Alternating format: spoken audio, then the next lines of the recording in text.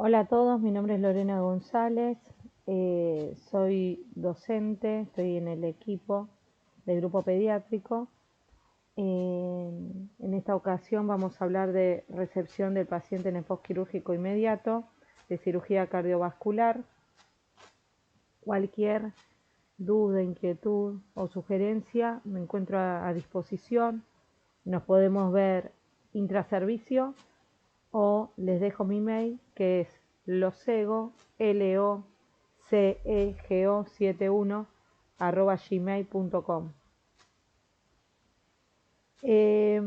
Bueno, para empezar esta clase les quería contar que no vamos a hablar solamente de un protocolo, sino vamos a hablar de los primeros minutos que pueden definir si un paciente pediátrico evoluciona bien o se complica gravemente. En la UCIP, los errores pequeños pueden tener consecuencias enormes. Fundamental que nosotros los enfermeros podamos detectar cuando un drenaje está obstruido, una droga mal conectada o una presión mal interpretada.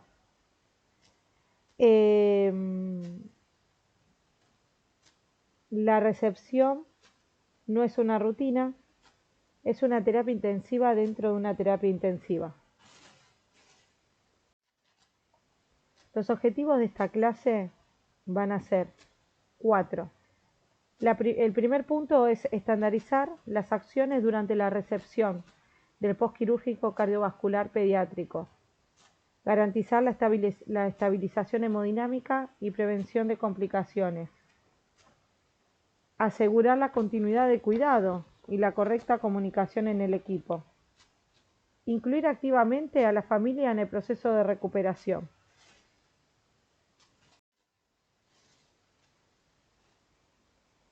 En la preparación de la unidad,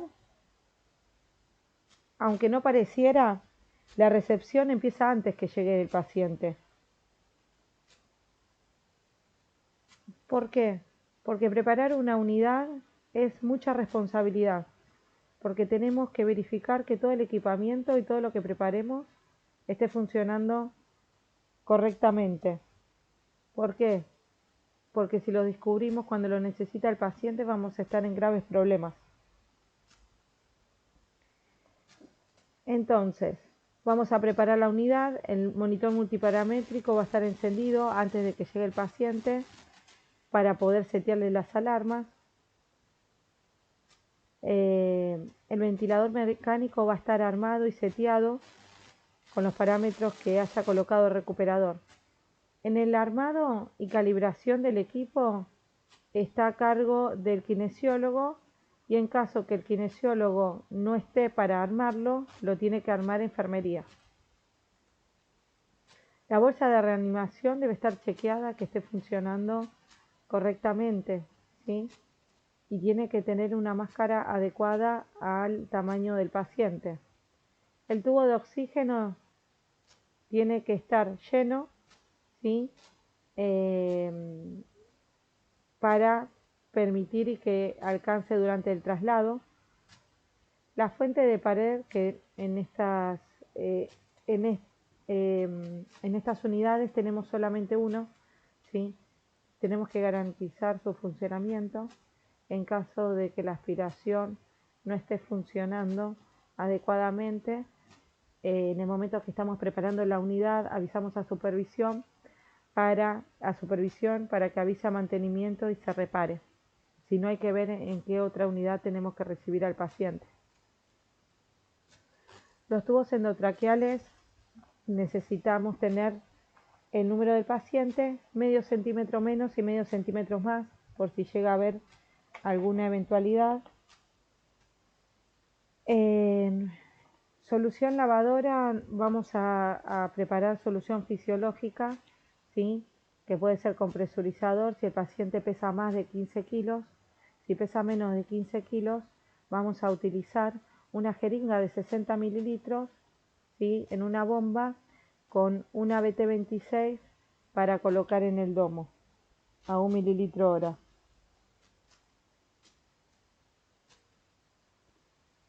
¿Por qué? Porque es importante preparar la unidad, ¿no?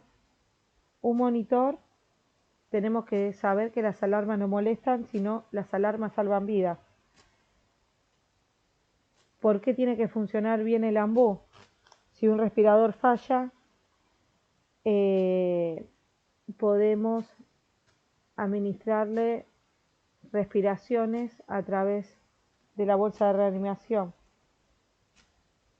En un tubo endotraqueal tapado, si no funciona bien la aspiración, puede provocar hipoxemia y desencadenar una hipertensión pulmonar severa. Así que fundamental la preparación de la unidad.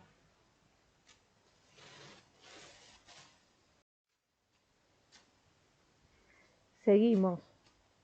Con el sistema de aspiración de drenaje, como dije anteriormente, tenemos solamente una boca de aspiración.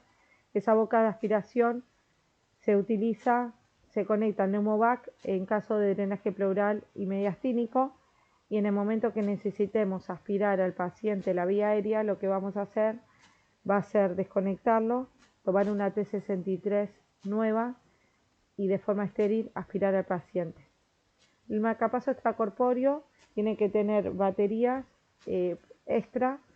El día que se cambie la batería tiene que figurar la fecha y la hora en que se cambió para saber si pasó mucho tiempo, ver si también la batería se va desgastando de acuerdo a la utilidad.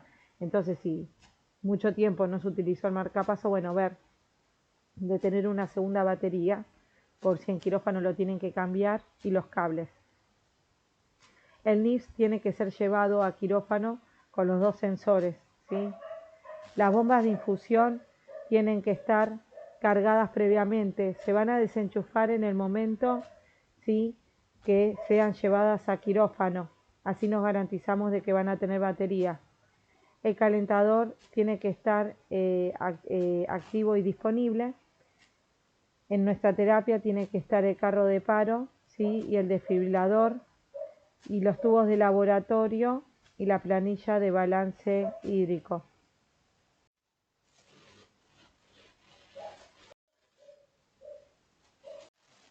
Como se ven en las imágenes, ¿sí?, tenemos la mesita, que tenemos los tubos de laboratorio, tenemos el descartador, los guantes y todos aquellos materiales descartables que vamos a necesitar para la recepción.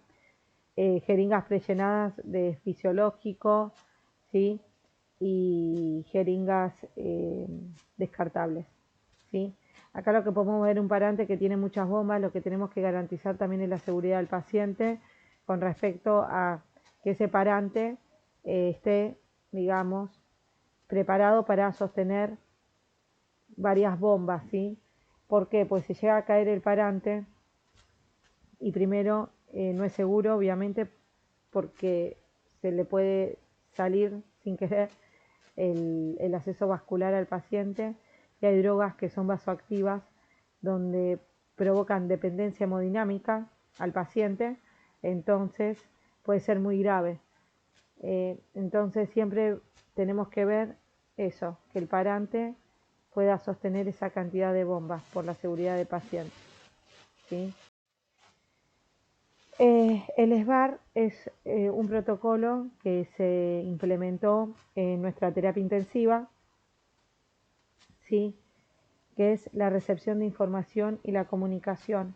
Esta comunicación se tiene que usar en todos los pases de guardia, porque así nos garantizamos de que teniendo la planilla y en el correr de nuestra guardia, nosotros vamos a poder transmitir a nuestro colega toda la información pertinente, ¿sí?, que es muy importante de nuestro paciente, y también los cambios que se van sucediendo y si hay cambio en el tratamiento. En el caso de la recepción, les puedo decir que esta diapositiva es una de las más importantes. ¿Por qué? Porque la mayoría de las complicaciones graves empiezan por una mala comunicación. Entonces, todo lo que yo sé del paciente se lo tengo que transmitir a mi colega, porque tal vez mi colega va a necesitar esa información para tomar decisiones. Las siglas de la comunicación SBAR, la primera es la situación. Nosotros tenemos que identificar el paciente, nombre, número de historia, el tipo de cirugía y el diagnóstico que tiene de base. Después en los antecedentes, ver qué sucedió en la cirugía, la anatomía cardíaca, los tiempos de clampeo, ¿sí? Y de hipotermia. ¿Por qué el tiempo de clampeo es importante? Cuanto más tiempo haya estado clampeado el paciente, ¿cómo nos va a repercutir a nosotros? Que vamos a tener un paciente con más edema, más inflamación, más riesgo de bajo gasto.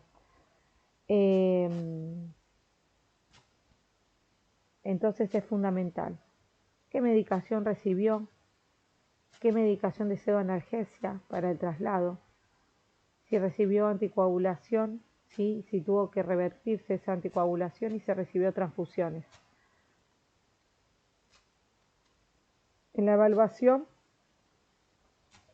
ver el balance, si tuvo, cuánta diuresis tuvo intraoperatoria, muchas veces no lo hacían ellos en quirófano, entonces es la diuresis que nosotros al recibirlo vaciamos y no la contabilizamos, pero tenemos en cuenta en nuestra cabeza cuánto orinó durante la cirugía.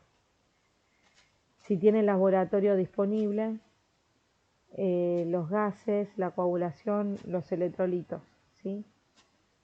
Después en las recomendaciones, sí, los dispositivos, el tubo endotraqueal, el número, la fijación, si realizaron alguna aspiración en cirugía, los catéteres que trae el paciente, el lugar de ubicación, si fueron cortados, si se encuentran en los centímetros que nosotros podemos observar, si están fijados, cables de marcapaso, cuáles tiene, drenajes, las drogas vasoactivas, su dilución, más la velocidad de infusión. Cuando decimos en la anatomía residual, no todos los pacientes van a saturar un 100%, sino dependen del tipo de cardiopatía y que es esperable. Entonces, en el momento de recepción y antes, si puede ser antes, mucho mejor hablar con el equipo que va a recepcionar el paciente y que tengan toda la información relevante. ¿Qué es lo que esperan que sature ese paciente? ¿Sí? Fundamental, las drogas como están colocadas, que esas drogas las tenemos que rotular. Lo ideal es que tengan el rótulo desde quirófano, porque uno puede cometer un error al no estar rotulada e infundir medicación donde están las drogas vasoactivas y provocar daño al paciente. ¿Sí? El traslado es uno de los momentos de mayor vulnerabilidad. Muchos eventos ocurren en el traslado, ¿sí? Extubaciones, desconexiones, pérdidas de acceso, agotamiento de oxígeno. Por eso es fundamental la preparación, ¿sí? Un paciente tiene que ser trasladado cuando está preparado para ser trasladado. Un traslado tiene que ser una foto de cómo se encuentra en quirófano el paciente estable y llegar estable a la terapia. Si el paciente tiene inestabilidad hemodinámica no se puede trasladar. Y tiene que estar todo bien fijado, ¿sí? Debe ser dinámico y organizado. Tiene que tener, como les dije, una foto previa y llegar así. El transporte eficiente incide directamente en la disminución de incidentes de mortalidad.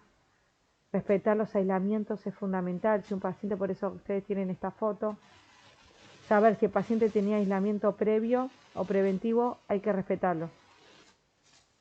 Y la comunicación es fundamental en estos tipos de traslado. El equipamiento es exclusivo de transporte. Como dije anteriormente, tener en cuenta el peso y el volumen, ¿sí? Para no sufrir accidentes. Equipos tienen que estar bien sujetados. Contar con la energía que necesita el paciente para el traslado, eléctrica. Separar los kits para facilitar su control y localización y el oxígeno que alcance durante el traslado. ¿sí?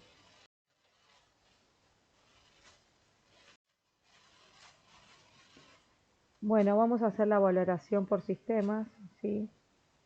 Eh,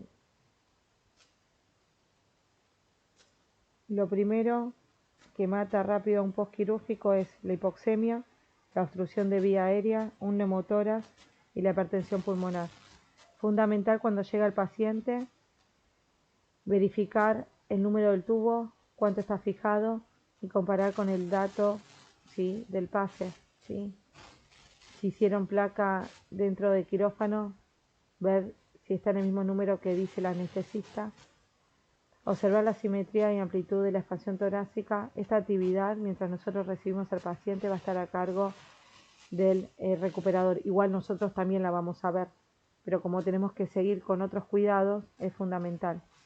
Y más cuando lo conecten al paciente al ventilador o a la asistencia respiratoria mecánica, ver si el paciente le ingresa bien el aire, ¿sí?, a través de la auscultación bilateral, si hay rales, sibilancias o roncus. Verificar el funcionamiento del drenaje pleural, ¿sí?, por lo que yo recién les dije, si el paciente, si el drenaje burbujea, puede ser que se trate de un neumotórax, entonces hay que hacer una placa inmediatamente, diagnosticarla para saber los cuidados posteriores. Confirmar si el tórax es abierto o cerrado, porque los cuidados son totalmente diferentes en la recepción y en los cuidados posteriores. La radiografía de tórax hay que pedirla para ver cómo se encuentra el corazón y los pulmones.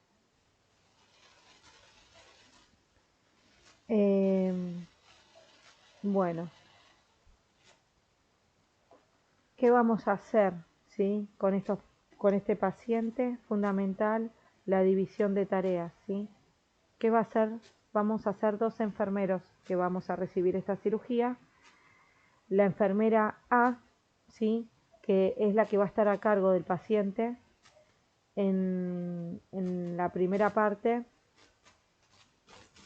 se va a encargar, ¿sí?, de la conexión de la REME, que en este caso lo puede hacer la enfermera o lo va a hacer el recuperador o el terapista, ¿sí?, pero se va a encargar de pasar la vía aérea que tiene el paciente, que lo tiene el oxígeno, al tubo a través de la bolsa de reanimación, se va a conectar a la asistencia respiratoria mecánica.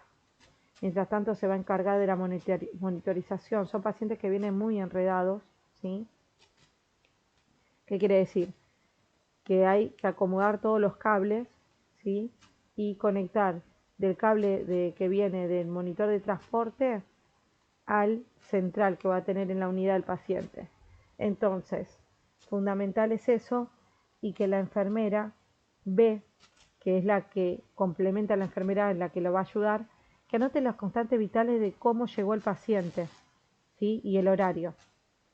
Entonces, la enfermera A se va a encargar de monitorizar si el paciente está estable, pasar de la monitorización de transporte a la de la unidad.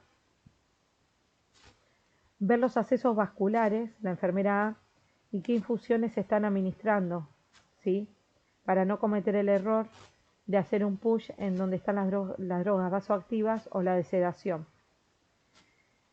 Mientras tanto, la enfermera B va a vaciar la diuresis, va a saber cuánto hizo de diuresis en quirófano y empezamos el balance desde 0. Va a hacer la rayita en cómo llegó el drenaje, ¿sí?, para empezar a contabilizar desde ese momento a las horas posteriores. Si el paciente va a ayudar a la enfermera B con los accesos vasculares.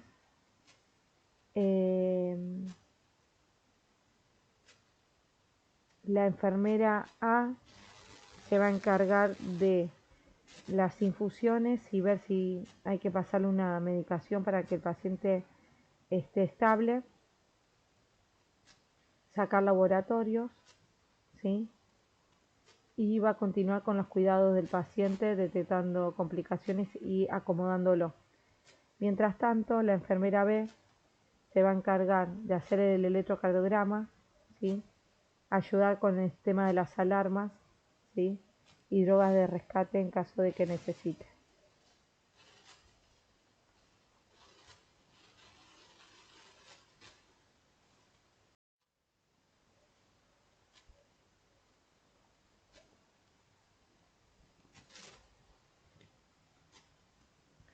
Bueno, controlar la vía aérea, conectar la vía aérea al oxígeno central. En caso de esto sería no del respirador, sino sería del AMBU, por las dudas que haya que desconectarlo del respirador. Como dijimos recién, la ocultación de la entrada, el control de la frecuencia respiratoria, ¿sí? Ver cómo está la oxigenación del paciente a través del saturómetro. Y la enfermera A va a tener que anotar todos estos parámetros, ¿no?, del paciente una vez que esté estable. La enfermera B va a contabilizar la orina y marcar los drenajes y colaborar en todo lo que necesite la enfermera A. ¿Sí? En los accesos vasculares, ¿sí?, la enfermera A tiene que ver dónde se encuentra, ¿sí?, el tipo de catéter, la ubicación anatómica, si se encuentra permeable, ¿no? Obviamente que donde están los, los vasoconstrictores, los sinotrópicos, no vamos a poder ver la permeabilidad porque sería un riesgo que el paciente se quede sin esa medicación, ¿no?, que hace que estén manteniendo la estabilidad hemodinámica.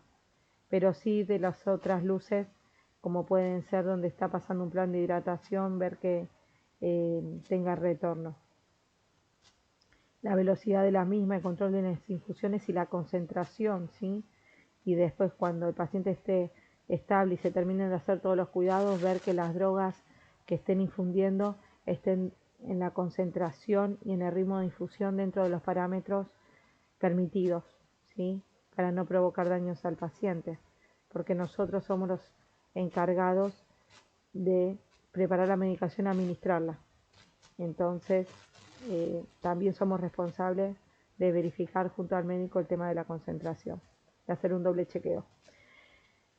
La enfermera B se va a encargar de la extracción de sangre para el laboratorio, ¿sí?, la preparación y administración de pseudoanalgesia en caso de que sea necesario, de bloqueantes neuromusculares, control y permeabilidad de los drenajes, ¿sí?, y registro y característica de los mismos, pero del registro se va a encargar la enfermera A, que es la responsable, pero obviamente que la enfermera B puede colaborar, ¿sí? Muchas veces la recepción de estos pacientes se alarga, entonces lo ideal es que lo anote lo más rápido posible para no olvidarse de todos los cuidados que realizó con el paciente. Bueno, ¿por qué es fundamental conocer el tiempo de clampeo de estos pacientes? Porque nos orienta al riesgo de difusión miocárdica, sangrado y edema. Anticoagulación administrada nos permite anticipar, mejor dicho, el riesgo de hemorragia y preparar un tratamiento, tener drogas para revertir esa situación, que tal vez en la terapia no es normal tener esa medicación.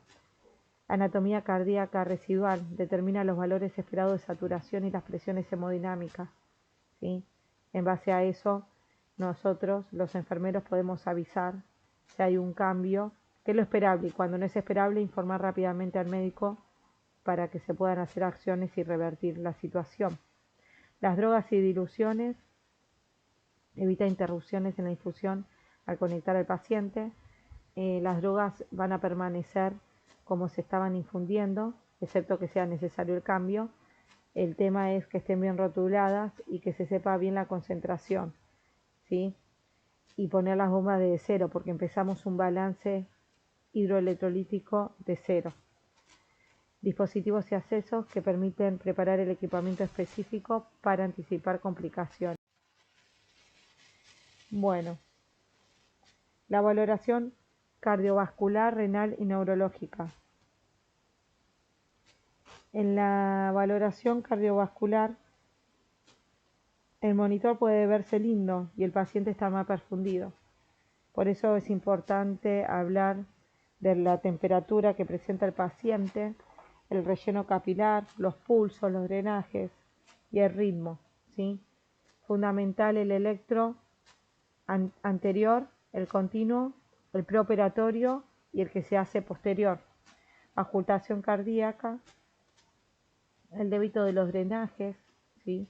Mediastinal y pleurales, y los cables de marcapaso, la conexión y función, ¿sí? A nivel renal, la diuresis es uno de los mejores indicadores de perfusión, ¿sí? Cuando el paciente empieza a tener menos diuresis puede ser que el paciente tenga una hipotensión tardíamente, así que es fundamental. El ritmo diurético, mililitros kilogramos hora, permeabilidad y fijación de la sonda vesical, características de la diuresis, color, hematuria y densidad. Valorar la necesidad de terapia dialítica según la indicación, ¿sí? A nivel neurológico, el nivel de pseudoanalgesia que está recibiendo y la respuesta clínica. Fundamental completar la planilla de pseudoanalgesia, ver las pupilas y el tamaño y si son reactivas, ambas. La escala de Glasgow, en caso de que el paciente se vaya descendiendo la sedación, se registra en la hoja, ¿sí? Y en el sistema ya está la escala de Glasgow, ¿sí? En la de pseudoanalgesia se puede también escribir en la evolución de enfermería. Acá podemos ver un paciente, un lactante, ¿sí? Que tiene drenaje pleural y mediastínico, ¿sí? Tiene un catéter transtorácico, tiene cables de aurícula y ventrículo, ¿sí? Que están conectados. Los ritmos sinusales. Lo importante, antes de detectar arritmias graves, lo que tenemos que reconocer es un electrocardiograma normal. Tenemos que ver onda P. Si no vemos onda P, quiere decir que el ritmo no comienza en el nódulo sinusal. Entonces tenemos que estar alerta, ¿no? De la frecuencia y si va a necesitar el marcapaso, el intervalo PR y el QRS, ¿sí? El complejo QRS. Eso tenemos que detectarlo, ¿sí? Para después poder ir a las arritmias, ¿sí? Taquicardia sinusal, la bradicardia sinusal, siguen siendo sinusales porque tienen presencia de onda P, como pueden ver en el gráfico, o arritmia sinusal.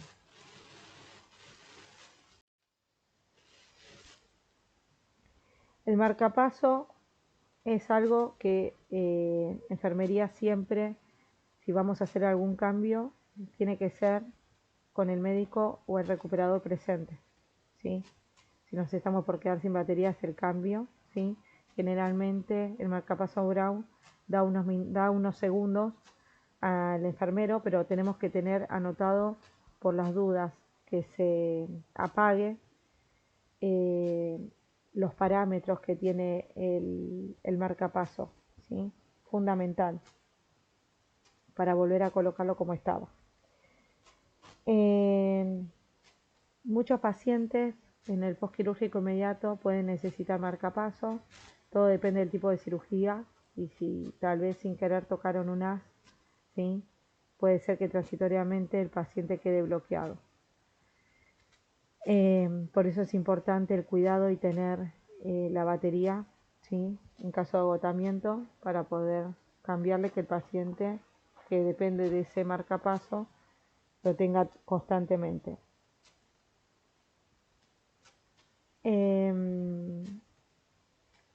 Bueno, el marcapaso es un generador de impulsos eléctricos utilizado para la estimulación de forma artificial. Está formado por generador y cables electrodos. Nosotros tenemos que saber que los cables que vienen del lado derecho son los auriculares y los que vienen del lado izquierdo son los ventriculares. En caso de que haya algún cambio, el cirujano le tiene que avisar a los médicos, al recuperador, de que no es así, pero generalmente es así. El marcapaso tiene la primera luz que indica que la cámara está sensando o está capturando, es la auricular, y la izquierda es la ventricular, ¿sí? De acuerdo a las modalidades, ¿sí? Va a ser si la contracción es sincrónica o es asincrónica, ¿sí? Acá tienen los cables. Nuestros cuidados en este caso es que el paciente no se desconecte los cables de marcapaso. Por eso ustedes ven en la primera imagen, ven como que tiene una T63 como para reforzar de que no se desconecten, ¿sí? El paciente, si no está dormido, tiene que tener bien fijados los cables porque sin querer se los puede arrancar, ¿sí? Y acá serían los cables como están conectados, ¿sí? Los primeros responden a la aurícula y los segundos al ventrículo. Pueden estar conectados y dependen de la modalidad que esté trabajando, solamente paseando la aurícula o paseando solamente el ventrículo o paseando ambas cámaras, ¿sí? ¿Eso es una decisión de enfermería? No. Los parámetros los coloca el terapista o el recuperador, ¿sí? Nosotros lo que tenemos que saber es ver el monitor que tenga las alarmas, ver si hay cambios en el ritmo y detectar si el paciente está compitiendo con el marcapaso, que eso nos puede dar arritmias. Entonces, inmediatamente informamos al recuperador o al terapista. Ellos tal vez desconectan en ese momento al paciente para ver qué ritmo tiene el paciente sin el marcapaso. Muchas veces, si el paciente está conectado al marcapaso y lo necesita, no le vamos a poder hacer un electro, sí le vamos a hacer un electro de marcapaso. Pero en caso que esté conectado y el médico nos pida hacer un electrocardiograma porque lo necesite, necesitamos que el médico esté al lado nuestro y él manejando el marcapaso, nosotros haciendo las conexiones y que él nos diga ahora, ¿sí? Es un trabajo en conjunto. Estos son los tipos de modalidades. Como le dije anteriormente, esta decisión no es una decisión de enfermería, sino es una decisión médica. El modo AI, que estimula y sensa la aurícula, ¿sí? Es cuando el paciente requiere una conducción al nódulo auriculoventricular, ¿sí? Esto colabora a la sístole auricular. ¿Qué tiene que hacer todos los días los médicos? Ver cuánto necesita el paciente de output para lograr esa conducción, ¿sí? Porque no dejan de ser estímulos eléctricos constantemente. Entonces nosotros saber cuánto necesita, entonces lo vamos a anotar, ¿sí? Esto se hace conjuntamente con el médico para saber cuánto es la base que necesita de estímulo eléctrico para llegar a hacer la conducción, ¿sí? El BBI, que estimula y sensa el ventrículo, ¿sí? Si detecta una despolarización ventricular, inhibe el impulso eléctrico siguiente. Lo bueno es que permite que el ventrículo propio también tenga conducción. La desventaja es que el desaprovechamiento de la sístole auricular en el llenado ventricular. Y el DDD, que estimula tanto aurícula como ventrículo, ¿sí? La ventaja es la universalidad y seguridad de la aplicación, y las desventajas que puede producir taquicardia. Si el paciente está obviamente monitorizado, un paciente que tenga marcapaso extracorpóreo tiene que estar monitorizado, debe tener el registro o la espiga, ¿sí? Y también nosotros lo podemos ver, luz verde que está sensando, luz naranja que está marcapaseando. Fundamental es eso, ¿sí? Que esté bien conectado y que funcionando, y siempre verificar que nos marca unos minutos antes cuando se está quedando sin batería. Por eso es fundamental. Y registrar datos de marcapaso, tenemos que registrar como enfermeros frecuencia cardíaca que tiene, que le está dando el marcapaso, en qué modalidad está, AI, BBI o DDD, cuánto output tiene, fundamental, y sensibilidad en cada cámara. Si hay algún cambio, se tiene que registrar. Bueno, esta es una foto de un bebé. Fundamental el tema de los rótulos, que el domo arterial está a la altura de la aurícula, ¿sí? Recuerden que si está más bajo o más alto, no va a ser una presión correcta.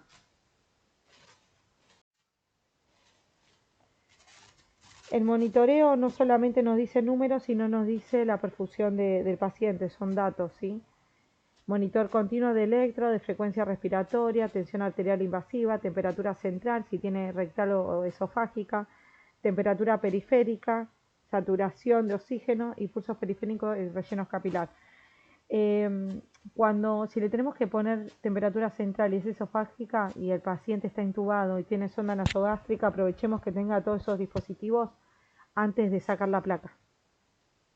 Así ya nos aseguramos de ver dónde se encuentran los dispositivos, ¿sí? PVC, fundamental estar en contexto del paciente, la clínica y la tendencia, ¿sí? La PVC es la presión al final de la diástole, ¿sí? Es un valor que forma parte de de la sumatoria de otros valores para saber si tenemos un adecuado gasto cardíaco. La presión arterial invasiva, ¿sí?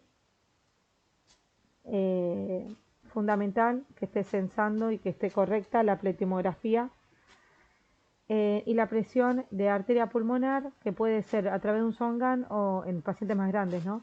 O en un catéter transtorácico, ¿sí? Para ver el monitoreo de la presión de la presión pulmonar y ver si el paciente está con hipertensión. Más de un tercio se considera hipertensión pulmonar con respecto a la sistólica. Así que es fundamental. Si tenemos la necesidad de un paciente que tenga toda esta monitorización, hay que escribirla, ¿sí? No puede pasar desapercibido porque forma parte de nuestros cuidados. Y el cuidado es el cuidado con las burbujas y en la perfusión de estos catéteres.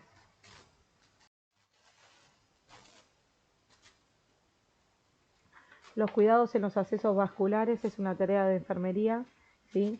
Que en caso de la tensión arterial, fijarlo y que no vaya a crear una complicación de lesión con una férula, ¿sí? Y más en la zona de radial, que el paciente al despertarse puede hacer movimientos.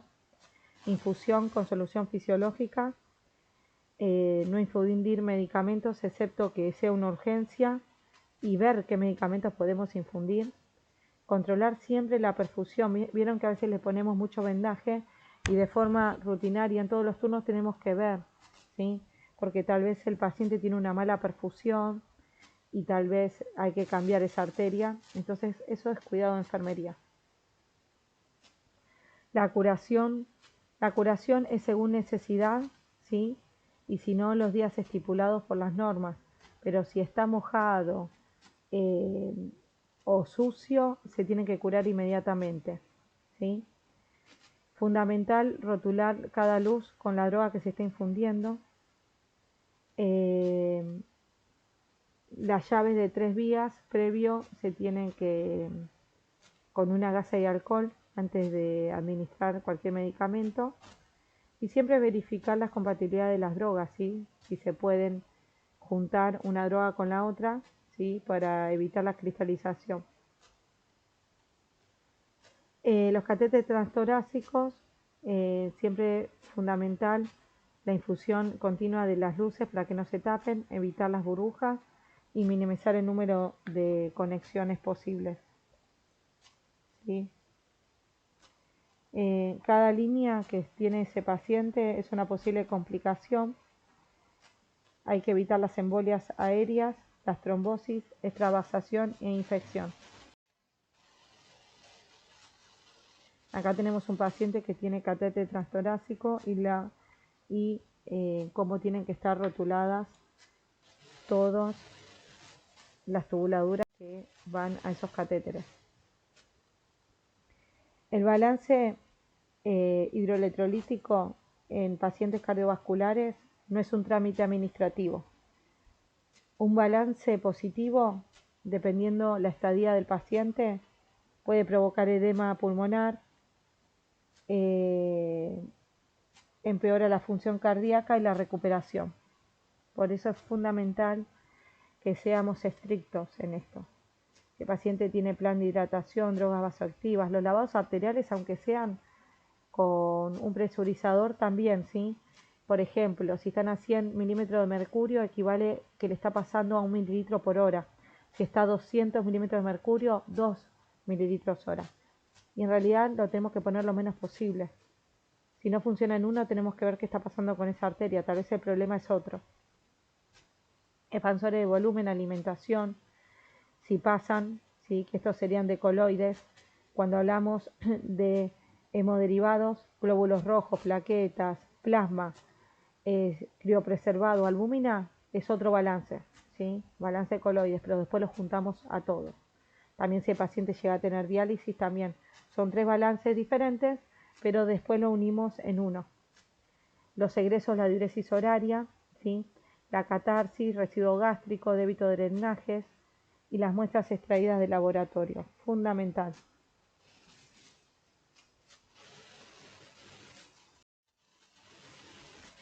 Los manejos de drenajes y sangrados, ¿sí? Fundamental que la enfermera marque, ¿sí? Se coloca aspiración dependiendo la situación del paciente, tórax abierto o en la esternotomía, paciente que no se le cerró el tórax, puede ser que el cirujano y el recuperador digan de no colocar la aspiración, por eso siempre se pregunta, ¿sí? Siempre hay que mantenerlos permeables para evitar el taponamiento cardíaco, ¿sí? Siempre tienen que estar por debajo del nivel del paciente. El drenaje es importantísimo. Podemos decir que el drenaje nos habla. Si viene mucho, puede haber un sangrado, si viene poco, puede estar tapado. Y esto impactar en la hemodinamia del paciente gravemente, ¿sí? Un drenaje que deja de funcionar súbitamente y el paciente le provoca hipotensión, taquicardia, podemos sospechar un taponamiento cardíaco. Y es una urgencia quirúrgica, ¿sí? Entonces, ¿en qué nos tenemos que basar? Débito menor o igual a 2 mililitros kilo hora del paciente, lo tomamos como normal. Mayor a 10 mililitros kilogramos hora en las primeras 4 horas es excesivo. Hay que avisar a cirugía, al cirujano. Más de 5 mililitros kilogramos hora subsiguiente, también es avisar a cirugía, ¿sí? El hematocrito se tiene que mantener entre 35 y 40, es lo ideal. Exámenes complementarios al ingreso de este paciente va a ser la radiografía para ver la posición de tubo, la silueta cardíaca, campos pulmonares, derrame pleural, si existiera, neumotoras y posición de catéter. El electrocardiograma con las 12 derivaciones. También nos pueden pedir que hagamos los cables de marcapaso, ¿sí? Que eso lo vamos a ver en otra capacitación.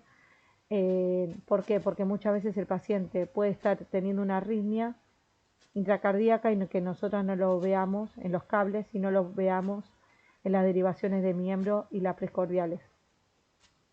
Ecocardiograma, función ventricular, ¿sí? Ver los resultados anatómicos de la corrección, cómo evoluciona y la presencia de derrame pericárdico. El laboratorio, ¿sí? Fundamental.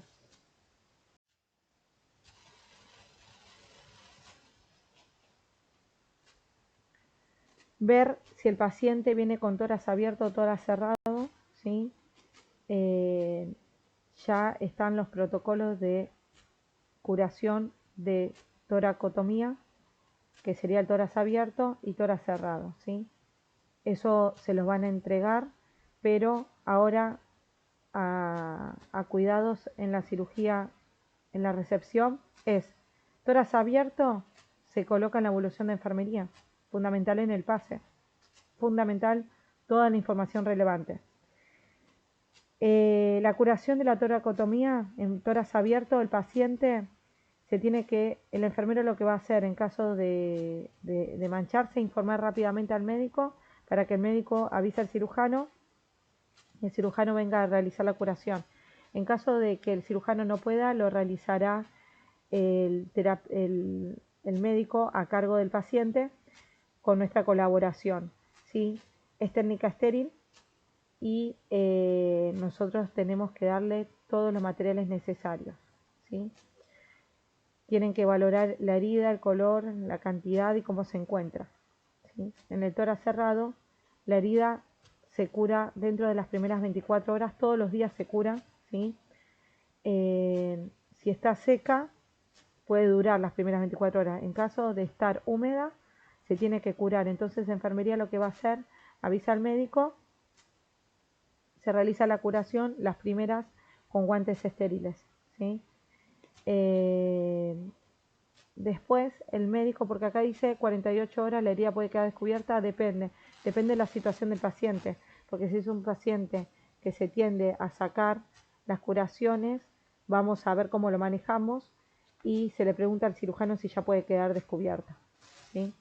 Siempre tenemos que observar rubor, calor, edema, cómo se encuentran los bordes, si hay presencia de secreciones, porque ahí puede cambiar la situación del paciente.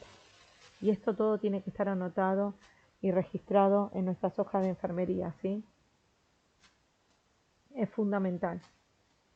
Y pasarlo siempre por el SBAR. Son datos súper importantes. Signos de alarma. Estas son situaciones donde enfermería, digamos, tiene que informar, ¿sí? Fundamental. Si hay disnea, taquipnea, taquicardia, bradicardia, hipotensión, hiposemia, los sangrados como lo dijimos anteriormente, inestabilidad hemodinámica, alteración aguda en el sensorio, cambio en las pupilas, convulsiones. Si nos pasa que hay pérdida de función del marcapaso externo, sospecha de taponamiento cardíaco porque hay hipotensión, taquicardia, aumento súbito o no del drenaje, ¿sí? Alarmas persistentes de monitor sin que identifiquemos la causa. Esto es lo que yo le decía, que a veces está conectado al marcapaso. El marcapaso compite con el ritmo, porque tal vez lo recuperó el paciente, y la alarma no suena. Y muchas veces nosotros vemos el electro y no nos damos cuenta, y es porque está compitiendo. Entonces ahí se tiene que avisar al médico y el médico lo va a desconectar y vamos a analizar qué está pasando. Acá en la primera foto ven un ejemplo de taponamiento cardíaco, ¿sí? Y el segundo es una esternotomía donde el paciente tiene tórax abierto. Esa curación tiene que ser curada lo antes posible, ¿sí? Porque al dejarla húmeda crecen gérmenes y tiene mucho riesgo de infección, muchísimo. Así que un cuidado de enfermería es avisar inmediatamente y lo coloca en la hoja de evolución. Se informa al médico de que debe realizar porque se encuentra húmeda las gasas, ¿sí? Lo tiene que escribir en la evolución. La escala de Braden, ¿sí? Que es una escala en el cual nos va a dar una interpretación, ¿no? Un puntaje según la característica que presente el paciente con respecto a la percepción sensorial, la humedad, la actividad, la movilidad, la nutrición, va a ser más riesgo de úlcera por presión. Entonces, en todos los turnos, nosotros vamos a tener que hacer esta escala. Nos va a dar un puntaje. Eso lo vamos a poder evolucionar, ¿sí? La evolución de enfermería, y también ustedes pueden acceder a hacer esta escala. Entonces, si tiene alto riesgo, ¿sí? Nosotros vamos a tener que rotar al paciente más veces, ¿sí? Es fundamental. Entonces continuamos con otras planillas. Una que es la de pseudoanalgesia, ¿sí? En el cual nosotros escribimos cuántos rescates le tuvimos que hacer en 24 horas al paciente. ¿Por qué? Porque eso le va a servir al médico saber si es eficaz el tratamiento que está recibiendo con respecto a la pseudoanalgesia del paciente. Porque si tiene goteos continuos de sedación, tal vez es ver si hay que aumentarle para no darle tanto rescate, ¿sí? Otra escala que es muy importante para evitar las neumonías, la de Blunder, que lo que necesitamos es que en cada turno ustedes coloquen, si el paciente se encuentra a 35 o 45 grados, ¿sí? Esto es para evitar si el paciente tiene reflujo, una neumonía por broncoaspiración. Higiene bucal en cada turno, fundamental, la aspiración, ¿sí? Recuerden que previamente, antes de aspirar al paciente por tubo endotraqueal, habría que hacer esta higiene, pero muchas veces si el paciente se despierta abruptamente y hay que aspirarlo, lo haremos después, ¿sí? Porque también nosotros tenemos que basarnos en lo que necesita el paciente. Y el riesgo es que si tiene el tubo endotraqueal lleno de secreciones, se puede tapar. Entonces tenemos de forma estéril que aspirarlo. Si hay alguna ventana de sedación que se haya dejado de administrar, ¿sí? La aspiración que se realizó en el tubo endotraqueal y el estado de las tubuladuras, ¿sí? Del RM. Esto se tiene que escribir de acuerdo al turno pertinente de cada enfermera. Como vimos en la escala anterior del riesgo de lesión de úlcera por decúbito, es fundamental que hacer esta escala, ¿sí? Viendo si el paciente, cuando está estable en el postquirúrgico inmediato, lo que hay que hacer es ver si trae alguna lesión previa, ¿sí? Si trae una lesión previa, la tenemos que evolucionar e informar al médico que la vea, porque es una lesión que fue adquirida tal vez en quirófano o en la casa, ¿sí? Entonces no es competencia la lesión, no se realizó en nuestro servicio. Entonces es fundamental colocarlo, ¿sí? Y ver, digamos, de los pies a la cabeza si el paciente tiene alguna lesión. Si hicimos un cambio, colocar el horario que se realizó, tratar de los talones colocarlos en sujeción para evitar la presión continua, ¿sí? Vemos, no en el postquirúrgico inmediato, pero según la evolución del paciente, si podemos usar crema hidratante, ¿sí? Y fundamental ver si el paciente, cómo se está nutriendo, ¿sí? En un postquirúrgico se hace a través, al principio, de un plan de hidratación y después, de acuerdo a la evolución, si es leche materna o si necesita nutrición para entrar, ¿sí? Así que esta escala es fundamental porque es fundamental para nuestros cuidados y después, de acuerdo a los resultados, nosotros lo tenemos que colocar en la evolución de enfermería, porque todo esto lleva tiempo y forma parte de nuestro trabajo. También el tema de la categorización de paciente es de acuerdo a las horas de trabajo de enfermería con ese paciente. Entonces, lo que no está escrito no está hecho. Entonces, si nosotros nos tomamos el trabajo de llenar todas estas planillas, las tenemos que trasladar en la evolución de enfermería. Fundamental cuando el paciente ya está estable, que la familia lo venga a ver, ¿sí? Cuando termina la cirugía, el cirujano tiene que hablar con los padres, mientras nosotros nos encargamos de la recepción. Previamente se le puede decir al padre, mire, cuando hable el médico con usted, el cirujano, nosotros tardaremos 40 a una hora en recibirlo a su hijo, porque le vamos a hacer estudios que forman parte de la rutina. Eso nos lleva tiempo. A usted se le va a hacer interminable y a nosotros se nos va a pasar muy rápido el tiempo, ¿sí? Entonces, siempre tenemos el número de los padres. Una vez que completamos la recepción, que hicimos todo, pueden ingresar. ¿Qué se le va a informar? El estado del paciente. Como enfermeros, los papás nos van a preguntar qué es esto, qué lo otro. Le vamos a decir, esto es el tubo endotraqueal, él está respirando gracias al respirador o no. Los dispositivos presentes, los monitores. Y papis, las alarmas están para que suenen. Muchas veces suenan porque nosotros vamos cambiando los parámetros, ustedes no se asusten. Estimular a la participación de los cuidados, ¿sí? Cuando el estado clínico del paciente lo permita, y más cuando el paciente se está despertando, que estén los padres, para nosotros es una ayuda fundamental porque el padre entiende tal vez lo que le quiere decir y nos ayuda a la evolución, ¿no? de este paciente y a su recuperación.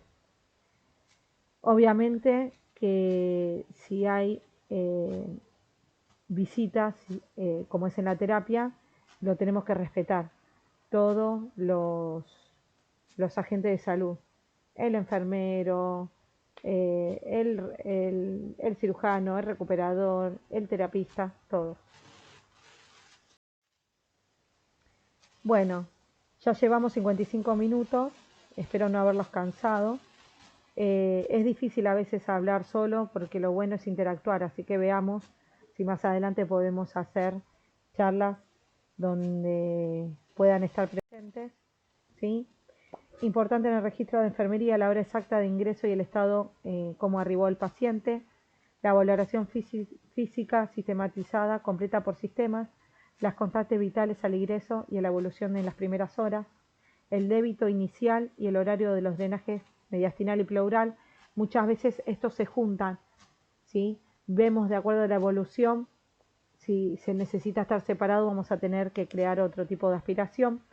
Balance hídrico horario, las drogas vasoactivas inotrópicas con nombre, dilución, velocidad de infusión y la concentración fundamental, los resultados de laboratorio, electrocardiograma y radiografía al ingreso, incidencia de complicaciones observadas durante la recepción, comunicaciones VAR al equipo médico y todo, y al equipo también en los pases de guardias que continúan, nombre y firme matrícula de la enfermera que recibió al paciente. Cuidados en la piel y termorregulación, la inspección cutánea completa, registrar toda lesión encontrada, informar al supervisor antes de que arribe el paciente, ver si le vamos a poner colchón de aire, ¿sí? O hidrogel. Generalmente lo ponemos en pacientes que pesan más de 15 kilos, el colchón de aire, ¿no? Después los parches protectores en caso de que sea necesario y siempre la rotación y tiene que estar escrito el momento de rotación, ¿sí? Controlar la temperatura axilar y también la central, ¿sí? Y en caso de necesitar que enfriar al paciente, fundamental evitar las quemaduras. Estas son complicaciones que presentan pacientes, ¿sí? Nosotros las tenemos que evitar. Algunas son por rotación y otras es por sepsis o por la necesidad de mantener una perfusión óptima con aumento de vasoconstrictores. Puntos claves para recordar: la recepción requiere mínimo 2 enfermeras con roles preasignados, la comunicación es VAR con el equipo de quirófano es obligatoria antes de recibir al paciente, la valoración física simultánea, sistémica y por sistema, registrar toda hora, parámetros, incidencias y comunicación al equipo. Espero que le haya servido algo, que se lleven algo de esta charla. Me encuentro a disposición, lo que necesiten, y un placer trabajar con ustedes. Muchas gracias.